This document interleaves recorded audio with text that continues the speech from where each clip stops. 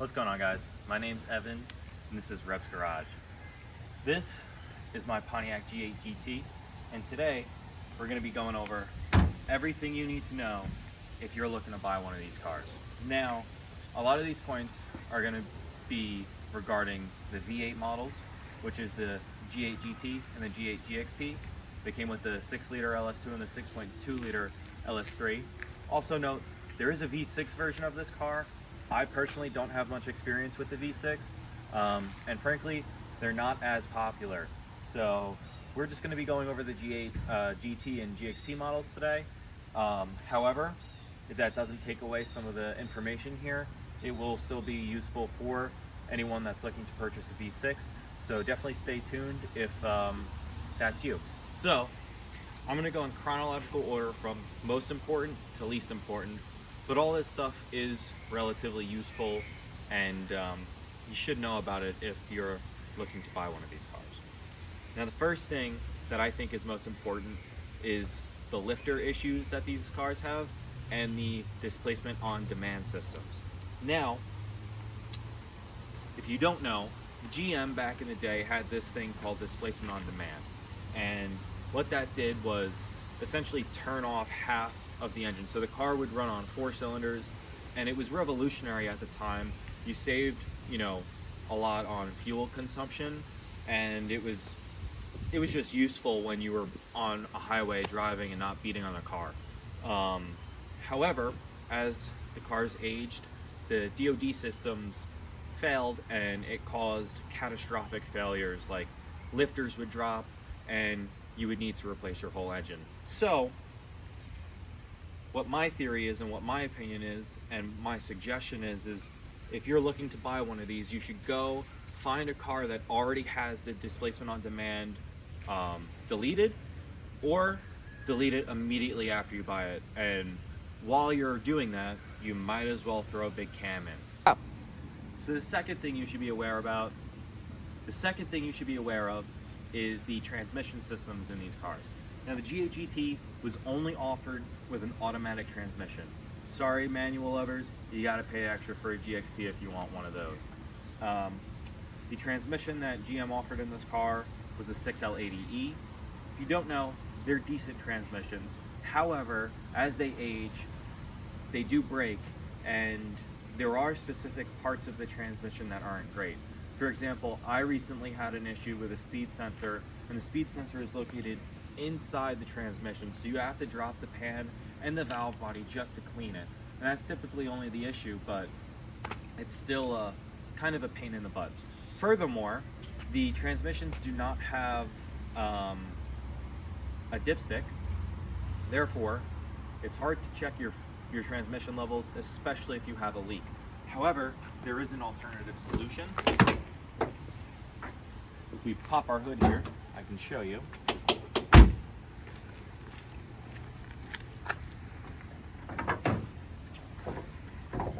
You can get one of these dipstick tubes, put on your transmission, and I'll leave a link to that in the description in case anyone's interested. They're relatively inexpensive.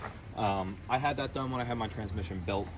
But moving forward, the 6L80E repair cost is pretty significant. Now, if your car has modifications like a big cam in it, or you're just making a lot more power than what a stock G8 makes, it makes sense to build your transmission. I recently had seals go bad on my transmission, and the reverse drum broke, so I had to get my entire transmission not only rebuilt, but built to withstand the power that my car is making. It cost me $5,500, which is pretty significant. So if you're looking to buy one of these, just be aware that the transmission issues could be pretty costly. A typical rebuild probably will end you between $2,000 to $3,000 though. If you're looking into a GXP, just know the price you pay for the car is going to be a lot more money. I personally don't have a lot of experience with the manual transmissions that are offered in the GXP, but they're probably a lot better than automatics because honestly, they break a lot less, and you probably can beat on them a little bit more. So, number 3, while this isn't a do it or die, it's the AC system So some people might not be worried about this, and frankly a lot of these cars probably already have good AC systems, but you should know about the possible failures that the AC systems come with. Now, the AC compressors are relatively easy to fix. However, the AC tensioners are not the best. And I'll show you why right now. So, the AC tensioners happen to break frequently on a lot of people's cars here. So, if you come in here, Morg, I can show you. This is our tensioner right here. And it's currently not doing anything. And I don't have a bar to show you guys, but my tensioner is completely and utterly smoked. Now, what a lot of people do is they take what you call a stretch belt, and you can put a stretch belt on your compressor and it'll still work. Now, a lot of people have stated that they've had issues with their AC systems and their AC belts, just throwing the belts when they're doing a pull, or specifically when they're making a lot more power than what this car had stock. The solution has been to utilize the Holden AC tensioner system. It's about $300, and it comes with 2 pulleys, and it seems to hold the belt on there a little bit better, or the stretch belt. I opted for the stretch belt. However, it does put more wear on your AC compressor because the bearings on the pulley on the AC compressor wear out much faster with a stretch belt, especially if it's not rated for that. Furthermore, is these AC lines. Now, if you ever have to change your AC condenser unit, these AC lines often get stuck on there, and they are not easy to find. If you knack this, if you get into an accident, good luck finding a new one, because they do not make them anymore, and they are incredibly hard to source and extremely expensive. I was fortunate enough when my AC line went, I had a G8 V6 parts car that I stole the AC lines off of about 5 months prior, and I was able to rig up and have this repaired. If you're on the Long Island area and you ever need AC work done on your hoses or fuel lines, head over to Moreland Hose over in Oakdale. This isn't a sponsored video, but they helped me out on so many of my projects, and I highly recommend them. I mean, you can't really beat their work, especially for the price. In addition to this, parts for these cars are extremely hard to come across because they're obviously not made anymore. Despite the G8 being the same car as the Chevy SS or the Holden Commodore or the Chevy Caprice, some of it is still specific to the G8 itself. And I believe these AC lines are in fact specific to the G8. Next is kind of an extension on what I just stated with the AC lines. Finding parts for these cars are pretty hard. Despite the fact that they're very similar to the Chevy SS and the Chevy Caprice, if you need something specific to the G8, like a hood, a front bumper, a fender, or I don't know, any parts on the rear end, it's not easy to come across them, and they come at a significant premium, especially things like bumpers. These bumpers oftentimes crack right here. It's just a weak point, and if you get under there, Morg, there's this kind of like a repair that I've done on this plate here. I can make an in-depth video on how I have repaired and kind of prevented the cracking to happen. But even like a regular GT bumper, you're gonna pay a couple $100 for not only the grills but also the bumper itself. So this is probably $800 and what I would consider fair market value for just the front bumper. If you want a GXP bumper, you're gonna pay over $1,000 for it. So just keep in mind, like, if you think, oh, I found the perfect G8 but it needs a front bumper, you're gonna be paying a lot of money. Even aftermarket hoods run you a fair amount of money. They sometimes go over $1,000, especially if you're getting something that's like carbon fiber. So this is kind of an extension on what I just mentioned, but I wanted to highlight 2 specific parts that are notorious for falling off of these cars, and they are extremely expensive. And it is these hood vents here. At high speeds, these hood vents often fly out and off of the hood, and if you need to get new ones, you're looking at $300 to $500 for the set.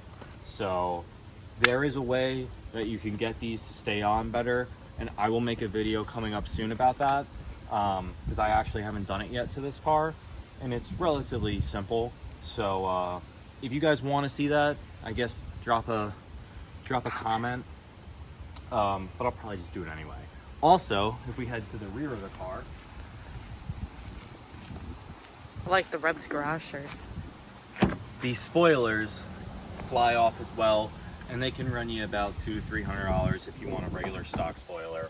So you know, these cars just get old, and it's just something that happens. But just keep that in mind, that these two pieces are probably the most significant expense you'll occur if you do everything right and something just flies off one day while you're driving.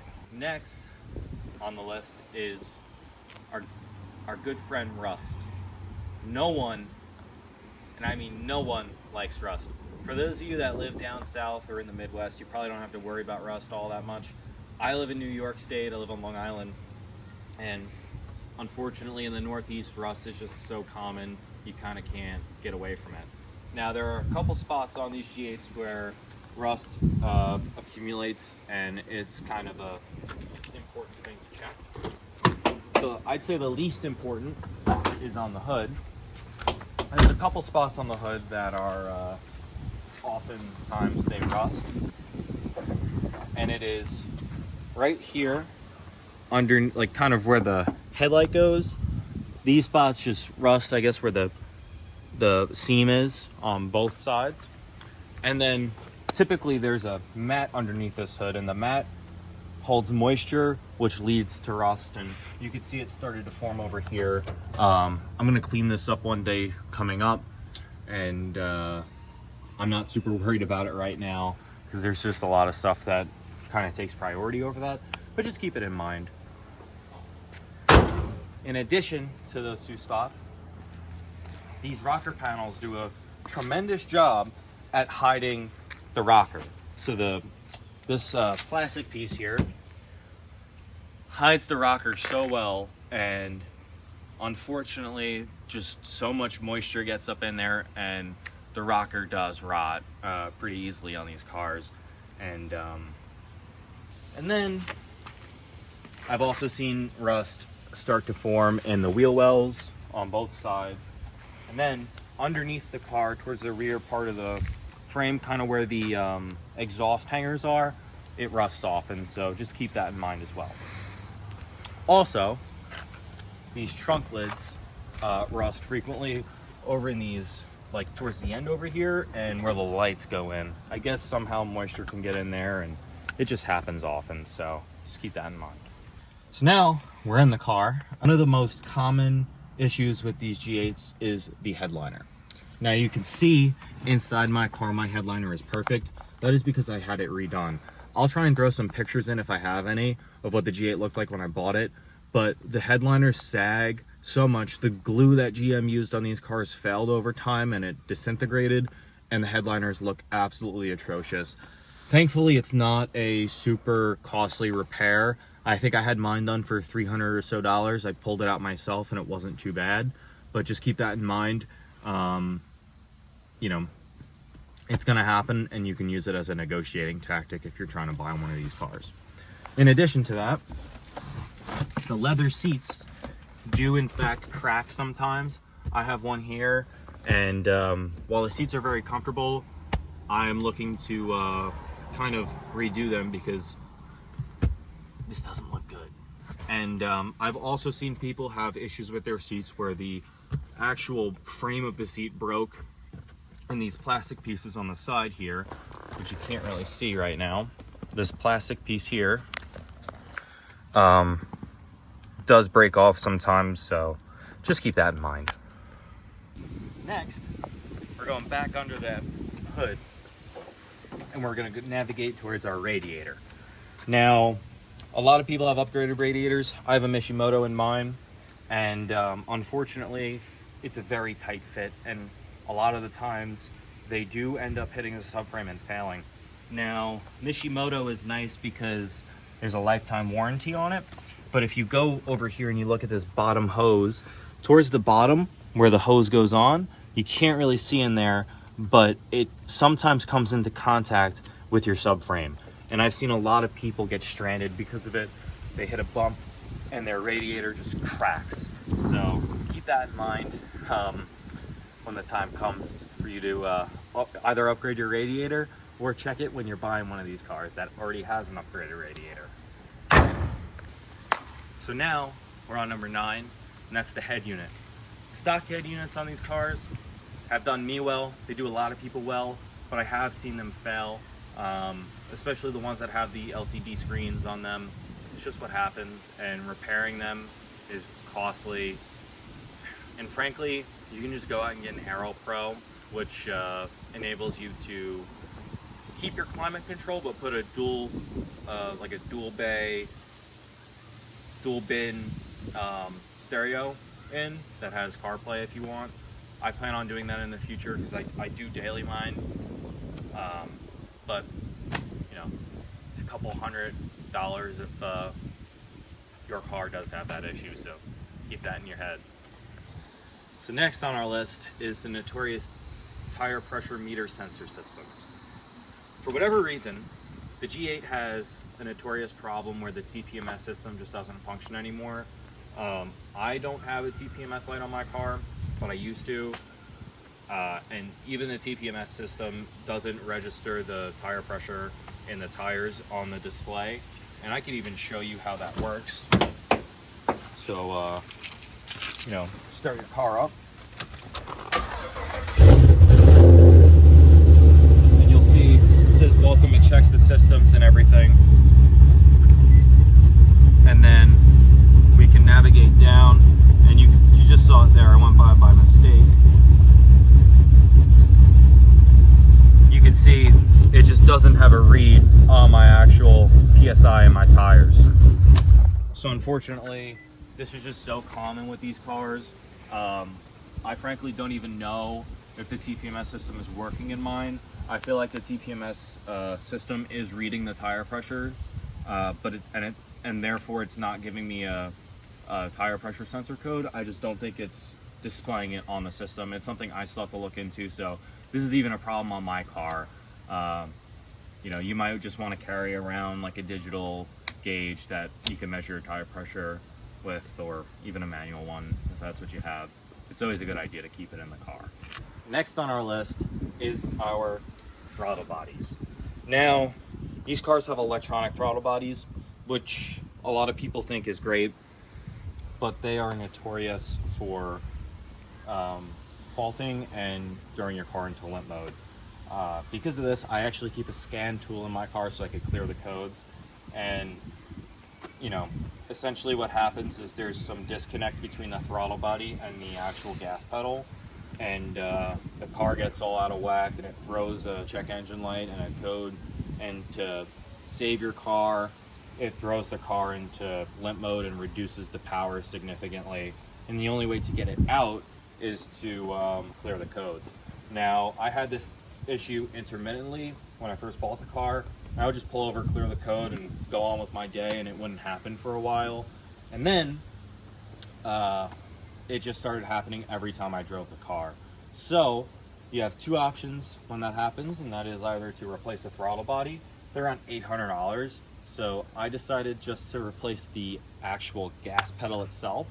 I wanted to take the chance, and I assumed that maybe the sensor on the top of the gas pedal was no good.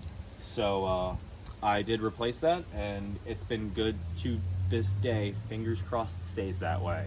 Because frankly, I don't want to replace this throttle body. Moving on to the rear of the car. The rear suspension systems often make noise, and mine actually does right now. There's a problem with my rear subframe because it's so rusty, and I actually plan to swap my rear subframe to fix it. Every time I drop my car off for an alignment, they say that the rear isn't even adjustable. So I don't even know what the problem is. I know a lot of people experience the same thing, and it's just such a rusty spot, and it can hold up a lot of moisture. So keep in mind when you're going to when you're looking into buy one of these, just jack the car up and double check the rear subframe area, and you could use it as a negotiating tactic. Next on our list is the fuse box. Now, I haven't had the issue yet, and I don't know a lot of people who have had the issue, but I have seen a lot of people have to replace their fuse box. I guess moisture got in there and it gets corroded, and it produces a whole bunch of electrical issues on the cars. So there's really nothing you can do about that. You can probably pick one up from eBay for like $100 if you need to. But you know, just keep that in mind. I don't think it's really going to happen to you if you're buying a car. I mean, if the car works, you're probably in good shape, but it is a area that's commonly faulty within people who own these things. And I wouldn't say, like, you know, make sure the fuse box was swapped at some point if you're going to buy one, but just keep it in the back of your head. You might need to replace it down the line. So we're back in the car, and this kind of stems from the whole G8 part situation. If you ever have parts inside this car that you need to fix or replace, the interior parts are honestly hard to find. Pieces like this center bezel here crack. As you can see, I have a little one right there and here. And if you need to replace this, it's even this piece right here. I've seen people sell it for $300. I've seen people sell this center console for $1,000. I've seen the dash go for a lot of money. I've seen steering wheels go for a lot of money. I've seen the door cards go for a bunch of money. And anything with age, you know, these parts break easily and they're super expensive. So you could use that as either a negotiating tactic or you know, just keep it in mind that if you break something, you're going to be paying. And common things that are broken on these cars, like I said, is the center bezel here, this hazard button. As you can see, mine's kind of fallen in there. There is a fix for this, I just haven't gotten around to doing it. And then right on the door cards here, you can see this leather kind of pulls off. And there are fixes for this as well, but you know, just another thing. And I've also seen people have issues with their top of the center console kind of breaking and falling off. But yeah, I think that's about everything inside the car. Next, we're back under the hood. We're going to talk about the alternators.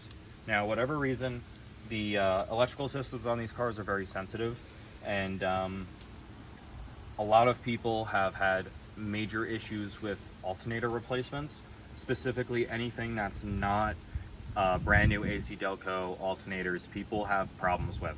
I personally had my alternator fail when I was in Pennsylvania, and I ended up swapping it on the side of the road. Now, thankfully, it wasn't a big issue for me, but you know, just keep it in mind if you ever have to, you know, do an alternator job, you probably should use the AC Delco alternator that's not remanufactured and it's brand new. And lastly, we're over back at the trunk here. It's not a frequent issue. However, I have seen it happen before, and it really stumps people here and there. So if we take off our cover here, you can see their battery. And on the positive terminal here, there is a fuse.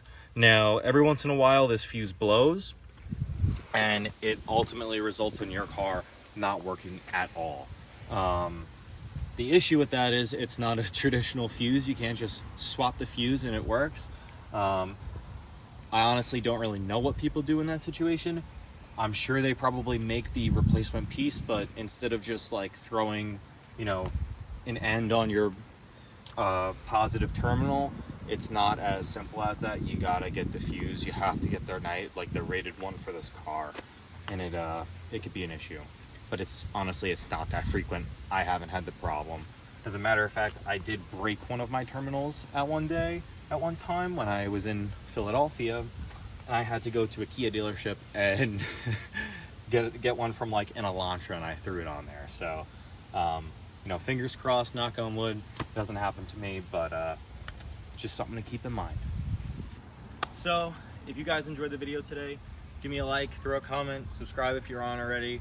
I hope I helped you out a lot with your endeavors with your G8s. These cars are super great. They're super nice. Honestly, they're really reliable. I absolutely love mine. I've had mine for around 3 years now. And you're probably asking yourself, like, why are some parts hard to find? Why are some not?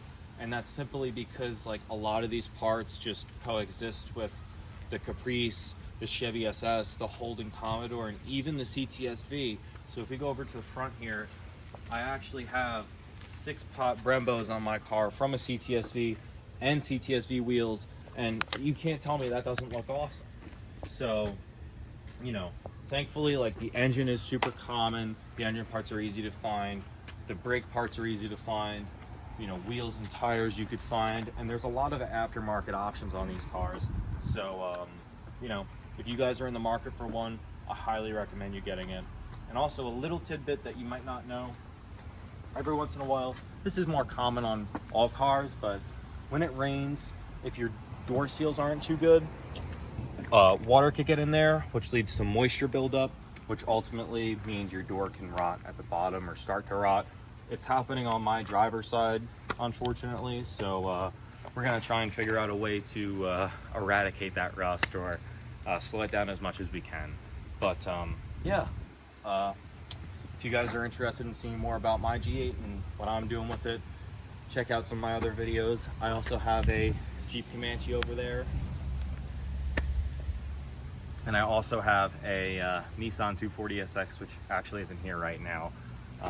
But yeah, this is Evan from Reb's Garage, and I'll catch you guys in the next one. Thank you.